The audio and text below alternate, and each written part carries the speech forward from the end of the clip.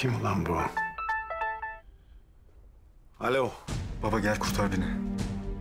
Oğlum sen neredesin? Niye ben senin telefonlarına ulaşamıyorum? Ya baba ne olur bir şey sorma, başım belada ya.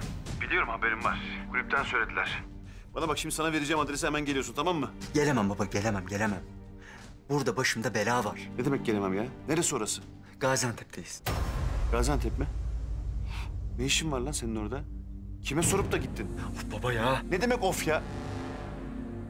Tabii ya. Annen kaçırdı değil mi?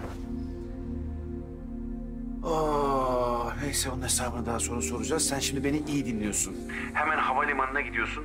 İlk uçağa atlıyorsun ve dosdoğru buraya geliyorsun. Annem bırakmaz beni. Burada başımda başka bir bela var baba. Hele bir gelme. Ben sana asıl bela olacağım. Baba anlamadın galiba sen. Bak peşimdeler. Peşimdeler, yakalarlarsa yaşatmayacaklar. Burada ufacık eve tıkıldım kaldım, burnumu çıkaramıyorum. Sen hala Almanya gel diyorsun ya. Kerem, sen nasıl bir belaya bulaştın oğlum? Burada aranıyorsun, orada adamlar peşinde. Baba telefonda anlatamam.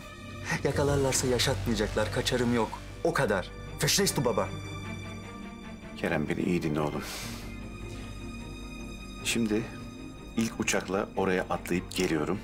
Sen annen ve peşindekileri atlatıyorsun ve doğruca havalimanına geliyorsun. Seni oradan alıyorum ve ikimiz beraber atlayıp buraya geliyoruz. Tamam mı? Anladın mı dediklerimi?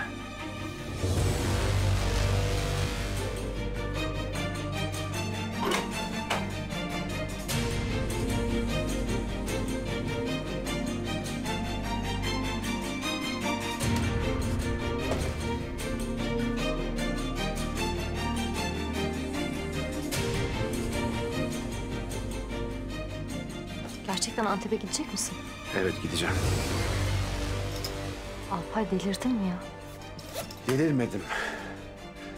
Ama Kerem'i bulmazsam delireceğim.